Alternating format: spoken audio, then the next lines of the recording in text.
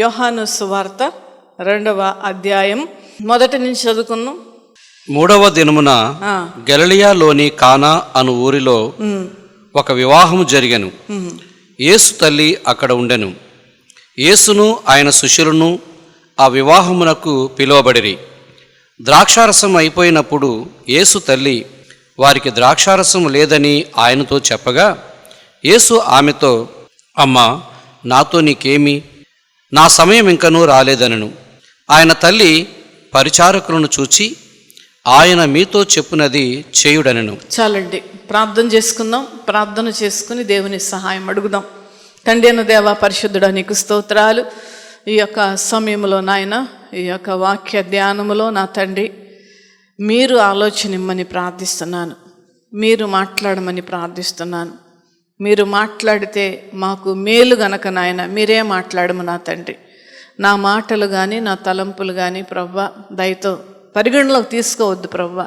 వాటిని నా తండ్రి తీసివేసి నాయన నీ తలంపులు నా నోటిలో నీ మాటలు ఉంచమని, ఈ యొక్క వాక్యము మా అందరికీ ఒక ఆశీర్వాదకరముగాను దీవెనకరంగాను మీరే మార్చమని యేసయ్య నామమున అడుగుచున్నాను తండ్రి. Amen, amen. మనందరికి దేవుని వద్ద నుండి చాలా విషయాలు కావాలనేటువంటి ఒక లిస్ట్ మన దగ్గర ఉన్నది కదండి.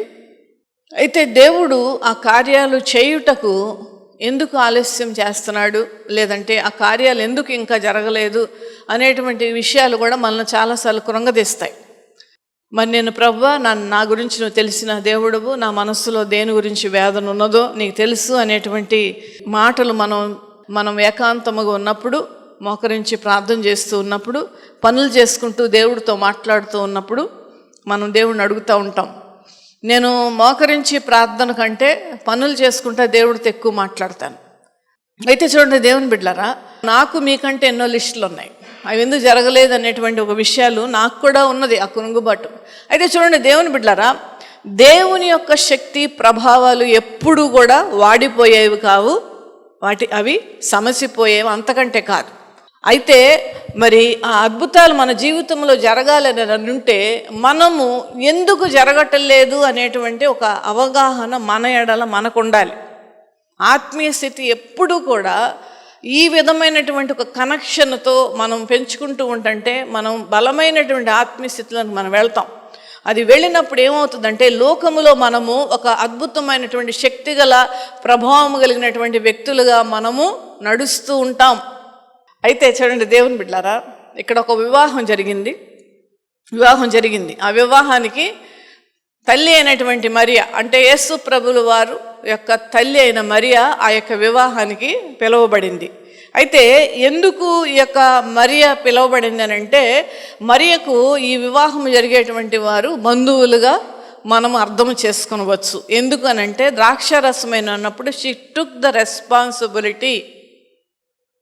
ఇప్పుడు ఎవరైతే ఆ యొక్క పరిస్థితులు వివాహం జరుగుతూ ఉన్నప్పుడు ఆ పరిస్థితులు సరిగ్గా లేకపోతే ఎవరు యాక్షన్ చేస్తారో దాన్ని బట్టి అర్థం అవుద్ది మనకి, వాళ్ళకు కొంత రెస్పాన్సిబిలిటీ ఉన్నది కనుక ఈమె బంధువుగా మనం అర్థం చేసుకునవచ్చు.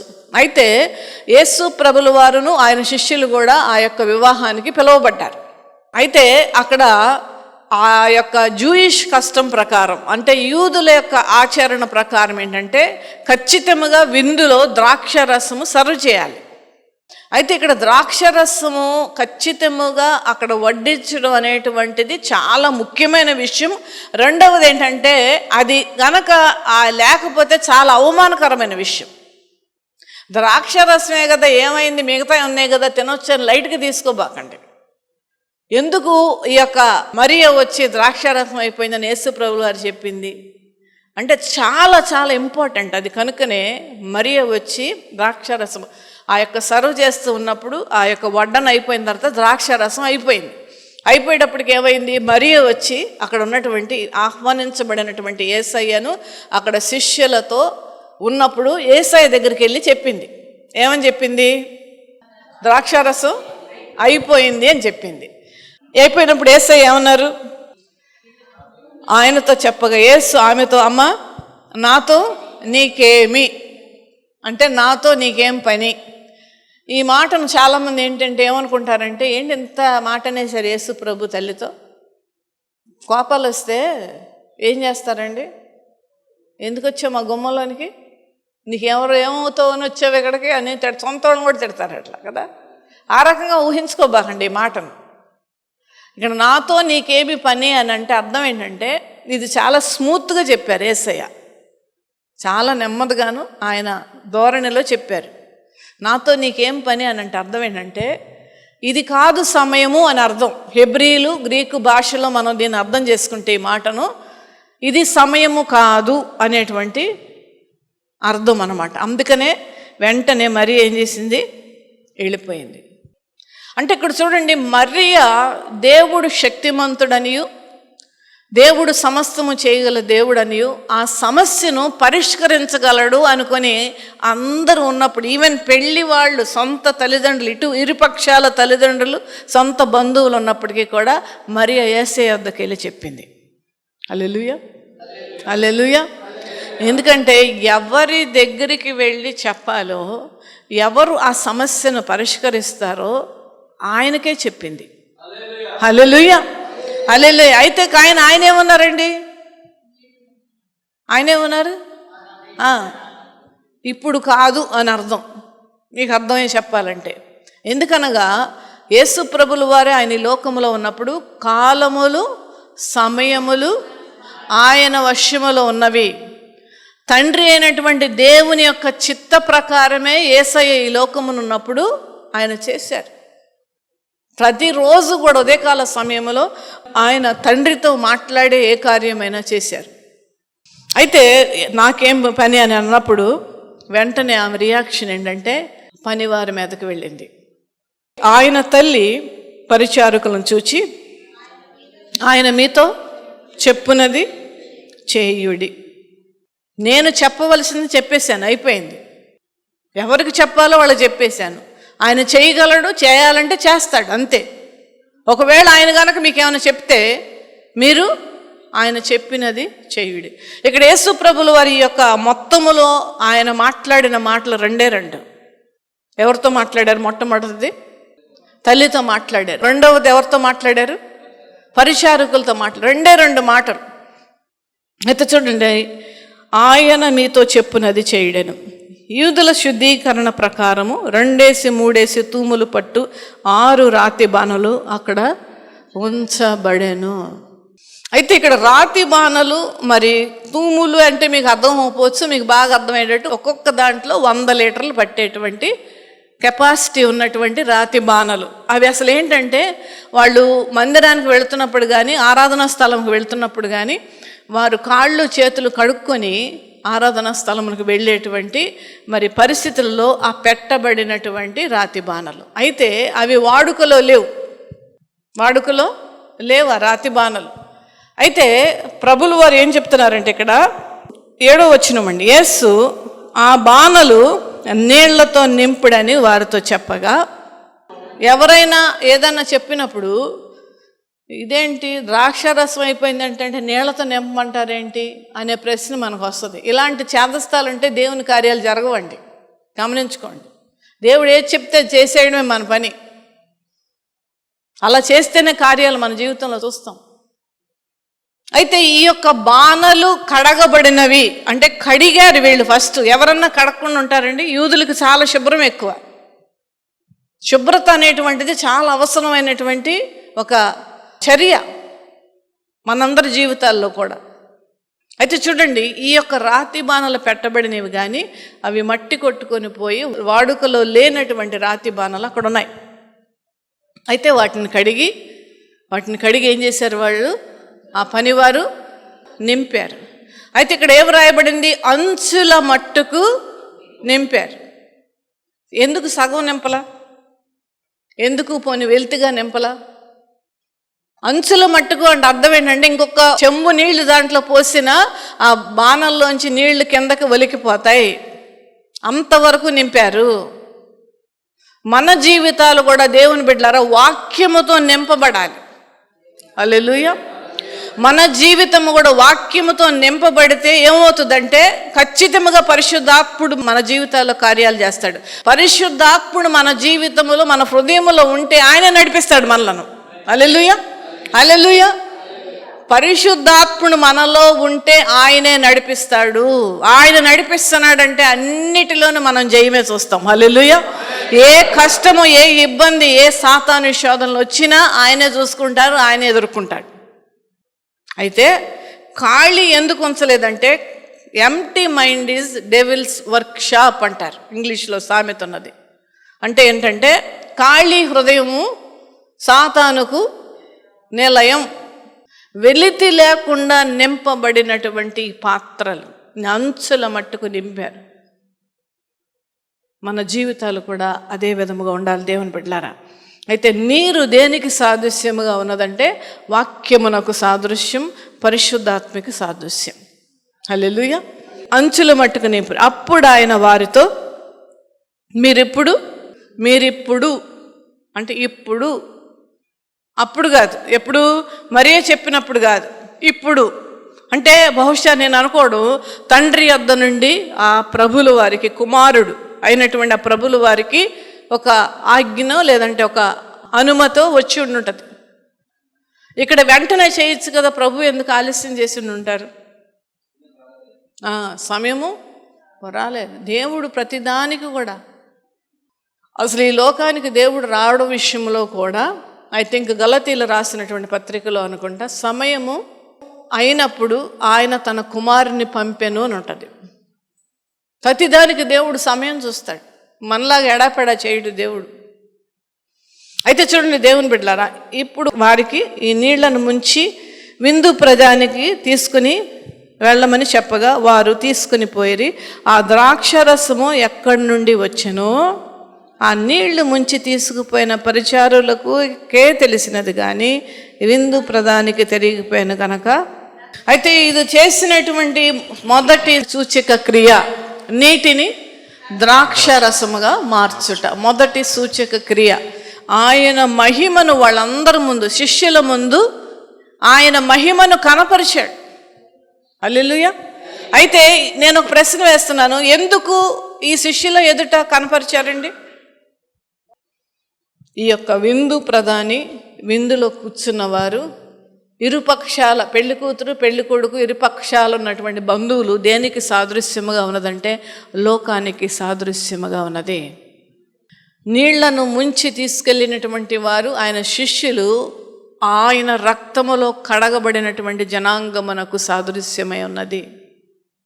రాతి బాణలు మన బ్రతుకులు, రాతి బాణలు మన బ్రతుకులు. ఇందక్కడ కూడా నేను చెప్పాను, మరలా చెప్తున్నాను దేవుని బిడ్డలారా, మన యొక్క హృదయము వాక్యముతో నింపుకోవాలి.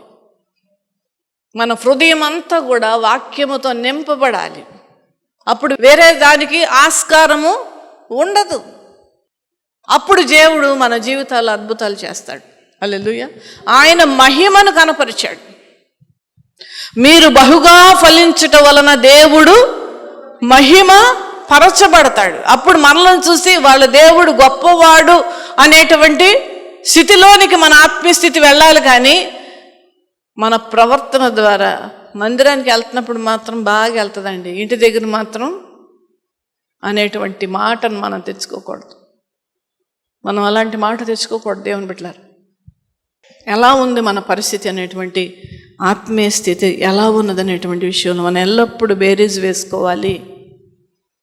అయితే చూడండి దేవుని బిడ్డలారా, వీరు విందు ప్రధాని, విందుకు వచ్చిన వారు, పెళ్లి కూతురు పెళ్లి కొడుకు, వీళ్ళందరూ కూడా దేనికి సాదృశ్యం ఉన్నారంటే దేవుని మహిమను చూడలేనటువంటి వారు, అర్థము చేసుకోలేనటువంటి వారు. ఆయన ఎంత గొప్ప దేవుడో, ఎన్ని సూచక్రియలు చేస్తాడో, ఎంత మహిమగల దేవుడో తెలియనటువంటి వారు ఎంతోమంది ఉన్నారు. నేను చెప్తా ఉంటాను కనపడిన వాళ్ళందరికీ, వీళ్ళున్నంత వరకు సువార్త చెప్పడానికే ప్రయత్నం.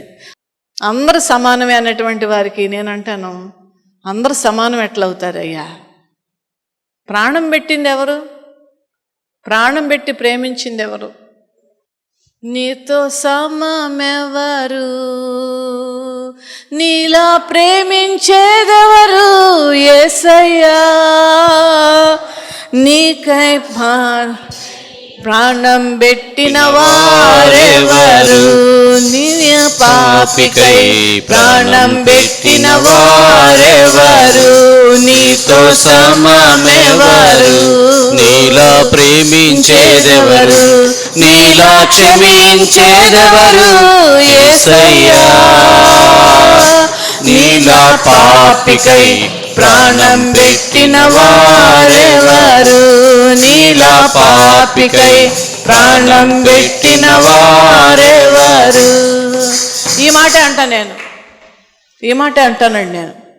ఎవరు పరలోకా నుండి వచ్చారు, ఎవరు ప్రాణం పెట్టారు, ఎవరు వారి భుజం మీద మనందరి పాపములను వేసుకున్నారు అనే ప్రశ్న నేను వేస్తాను. ఎప్పుడో ఒకప్పుడు పనిచేస్తుంది.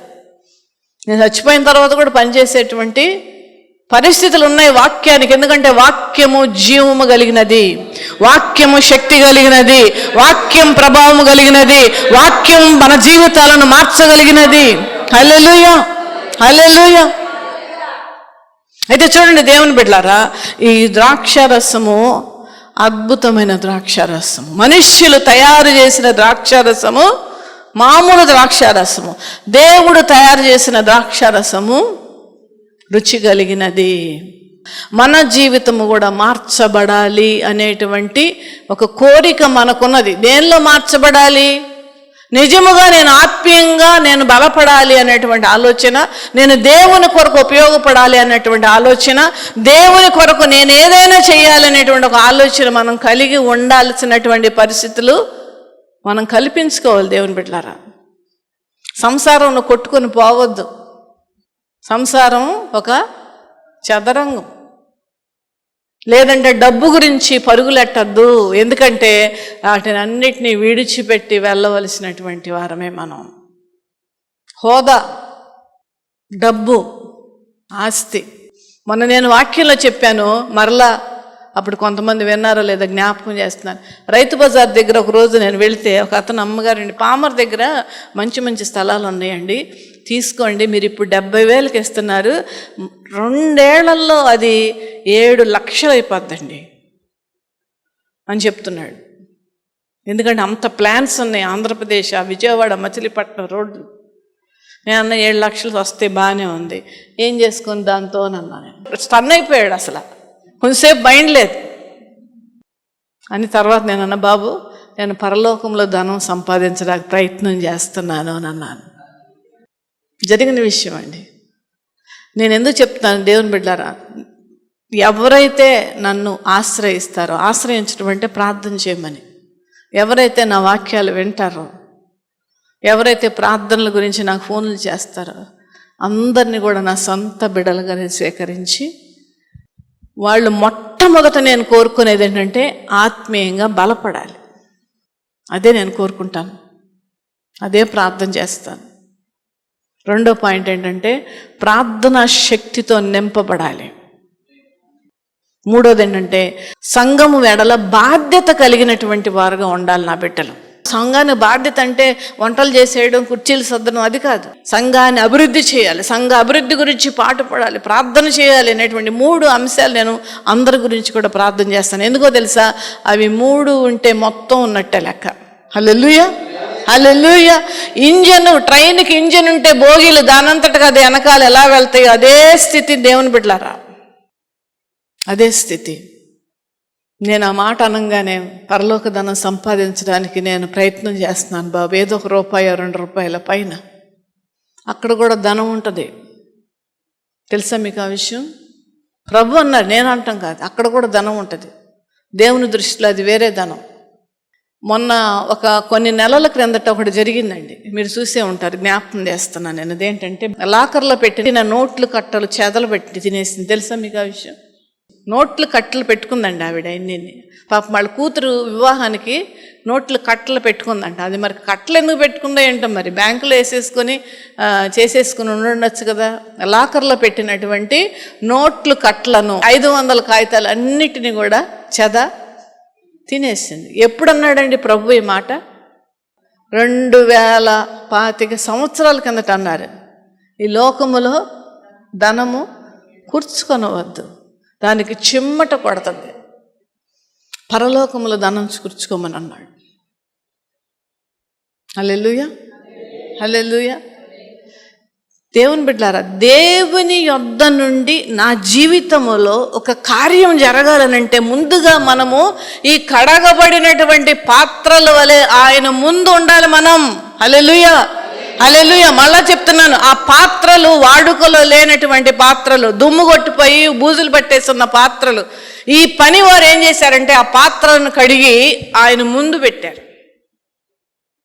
ద్రాక్ష చెట్టు నాటబడడం, అది చిగురు వేయడం, అది పెద్దదవడం, తీగలు వేయడం, దాని ద్రాక్ష పళ్ళు కాయడం, అది పరిపక్వానికి రావడం, దానిలోంచి రసం తీయడం, ఈ ప్రాసెస్ ఎంత టైం పడుతుందండి?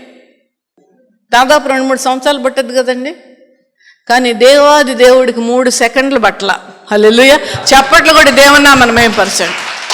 హల్లెలూయా, హల్లెలూయా. ఎందుకు ఇంత వివరణ ఇస్తున్నానంటే మన దేవుడు గొప్ప దేవుడు. మన బుర్రలతో ఆలోచిస్తే అర్థం అవ్వదండి ఆయన శక్తి ప్రభావం. ఆలోచించలేం, మన జీవితకాలం కూడా మనం ఆయన అర్థం చేసుకోలేం. అంత గొప్ప దేవుడు మనకున్నాడు. మన జీవితాలు మార్చబడాలని మనందరికీ ఆశ ఉన్నది. ఎలా మార్చబడాలని అంటే, నా స్థలము 30,000 కొన్నాను, 3 లక్షలు అయిపోవాలి. ఇది కాదండి, ఇది కాదు. పక్కది అంత ఉందండి, మాది అంటే ఎంత ఉంది, ఎంతసేపు ఇదే దిగులు కదండి. మిమ్మల్ని సరిచేయడానికి చెప్తున్నాను దేవుని బిడ్డలారా. కొంతమందిలో నా భర్త మారట్లేదండి. 100 మంది స్త్రీలలో 120 మంది చెప్పేది ఇదే. ముందు మనం మారాలిగా.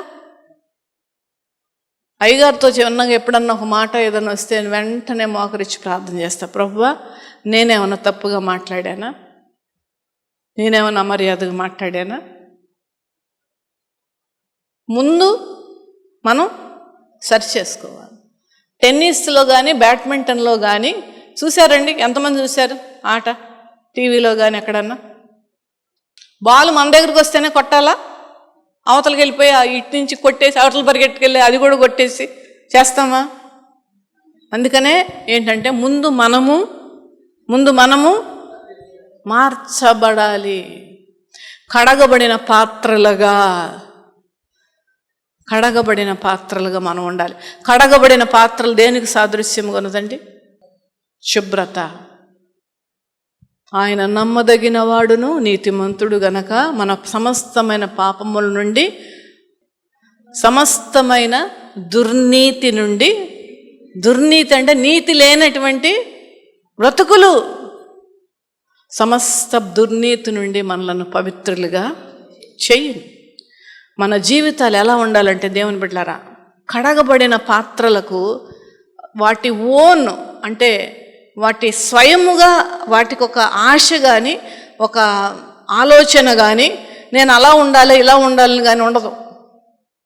ఎక్కడ పడేస్తే అక్కడ ఉంటుంది, అలా ఉంటుంది. మనము కూడా దేవుని బిడ్డలారా దేవుని విషయంలో అంత సబ్మిషన్, అంత విధేయత, అంత వినయం మనం ఆయన ముందు చూపించాలి. రెండవది కడగబడిన జీవితాలు, కడగబడిన తొట్టెలు, కడగబడినటువంటి తొట్టెలు, కడగబడిన జీవితాలు. మన జీవితంలో మళ్ళా చెప్తున్నా, మన జీవితంలో కూడా గొప్ప మార్పు రావాలి అని మనం కోరుకుంటూ ఉన్నాం. కడగబడినటువంటి పాత్రలు. మూడవది ఏంటంటే నింపబడినటువంటి నీళ్లు, వెలితి లేనటువంటి తొట్టెలు. నింపబడితే మనము ఖచ్చితంగా దేవుడు అద్భుతం చేస్తూ ఉన్నాడు. హల్లెలూయా, హల్లెలూయా. ఈ రోజున ఈ యొక్క వాక్యము చెప్పమని ప్రభు యొక్క బలమైన ప్రేరేపణ దేవుని బిడ్డలారా. అయితే నీటికి ద్రాక్ష రసానికి ఏంటి వ్యత్యాసం? నేను ఇది డెమాన్స్ట్రేషన్ కూడా తీసుకొచ్చాను. ఇది నీరు, ఇది ద్రాక్షరసం. ఇది నీరు, ఇది ద్రాక్షరసం. రెండు ఒకటే రకం, ఒకటే సైజు, ఒకటే డిజైన్, ఒకటే హైట్, ఒకటే లావు. ఇది నీరు, ఇది ద్రాక్షరసం. మన జీవితాలు ఎలా ఉన్నా మన జీవితాలు ఎలా మార్చబోతూ ఉన్నాడు దేవుడు. హల్లెలూయా, హల్లెలూయా, హల్లెలూయా. అయితే దీనికి దానికి వ్యత్యాసం ఏంటి చెప్పండి? మన జీవితాలు ఎలా మార్చబడాలండి? మన జీవితాలు ఎలా ఉన్నాయి ఇప్పుడు? మన జీవితాలు ఎలా మార్చబడాలని నేను కోరుకుంటున్నాను, మీరందరూ కూడా కోరుకుంటున్నారు. మార్చబడాలి అంటే ఎలా మార్చబడాలి విషయాలు కూడా నేను వివరంగా మీకు చెప్పాను. విందు ప్రధాని, విందుకు వచ్చిన వారు, పెళ్లి కూతురు పెళ్లి కొడుకు ఇరువైపుల వారు లోకానికి సాదృశ్యముగా ఉన్నారు. శిష్యులు పని చేసిన పనివారు దేవుని బిడ్డలైనటువంటి మనందరికీ సాదృశ్యముగా ఉన్నారు. ముఖ్యమైన విషయం చెప్పండి, ఇది ఎంతండి? ఈ నీళ్ళు ఎంత? మనం బయట కొనుక్కుంటే మహా అయితే 15 రూపాయలు కదా. దీనికెంత? ప్యూర్ ద్రాక్షరసం అయితే ఇది 200 రూపాయలు. 10 రూపాయలకు వచ్చేటువంటి నీళ్లు 200, అంటే ఎన్ని రెట్లు? 20 రెట్లు దీనిలో మార్పు వచ్చింది.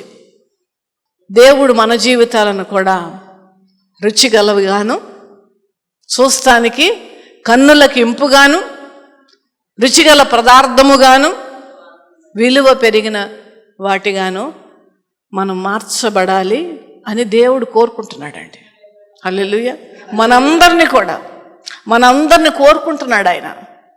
అవి మన జీవితంలో జరగబడాలి అని అంటే ఏం చేయాలంటే, మొట్టమొదటగా ఆయన యొక్క అధికారానికి ఒప్పుకోవాలండి.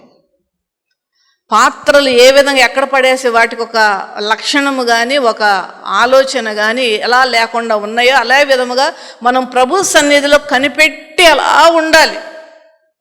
రెండవది, కడగబడినటువంటి పాత్రలుగా ఉండాలి. మూడవది, నింపబడాలి. వాక్యముతో మనం నింపబడాలి. ఒక మాట అనుకుందామండి, ఆ నీళ్లతో నింపుడి అని ఈ పనివారితో చెప్పినప్పుడు ఈ పనివారు నింపకపోతే ఏమయ్యేదండి? జరిగేదా ఈ అద్భుతం? మనము కూడా దేవుని బిడ్డలారా, దేవుని మాటకు విధేయులై ఉండాలి, లోబడాలి. దానికి సాదృశ్యం ఏంటి? మరియా, ఆయన మీతో చెప్పునది చేయుడి. ఇప్పుడు కూడా అదే మాట. ఆయన మనకేం చెప్తున్నాడండి? మనకేం చెప్తున్నాడు దేవుడు? అందుకనే పరిశుద్ధ గ్రంథాన్ని పరిశీలనగా చదువుకోమంటున్నాడు దేవుడు. ఏం చెప్తున్నాడో దీనిలో రాశారు పరిశుద్ధ గ్రంథంలో. ఏమి చేయకూడదో అది పరిశుద్ధ గ్రంథంలో రాయించుకున్నారు. ఎలా నడవాలో ఆయన వాక్యంలో రాయించుకున్నారు. మన జీవితాలు విలువ కలిగినవగా, రుచి కలిగినవగా మార్చబడాలనేటువంటి కోరిక మనకున్నది. మార్చడానికి దేవుడు సిద్ధముగా ఉన్నాడు. అయితే మనము సిద్ధముగా ఉన్నామా లేదా? సిద్ధముగా ఉంటే మన జీవితాల్లో గొప్ప మేలును మనం చూడబోతూ ఉన్నాం. విలువ కలిగినటువంటి వారముగా, ఆయన దృష్టిలో విలువ కలిగినటువంటి వారుగా మనము ఆయన లిస్టులోనికి మనం వెళ్ళాలంటే, ఇప్పుడు మనము మన బిడ్డలను ఒక ప్రత్యేకమైన ప్రేమతో చూస్తాం. వీధిలో ఉన్న వాళ్ళు కూడా బాగా ప్రేమిస్తాం, కానీ కొడుకుకిను వీధిలో ఉన్న వాళ్ళకి చాలా తేడా ఉంటుంది. అదే విధముగా ఆయన కొరకు, ఆయన కృప కొరకు ఎదురు చూస్తున్నటువంటి వారి విషయంలో దేవుడు ఒక ప్రత్యేకమైన ప్రణాళిక కలిగి ఉన్నాడు. దేవుని బిడ్డలారా, మన జీవితాలను విలువ కలిగినటువంటి జీవితాలుగా దేవుడు మార్చబోతూ ఉన్నాడు.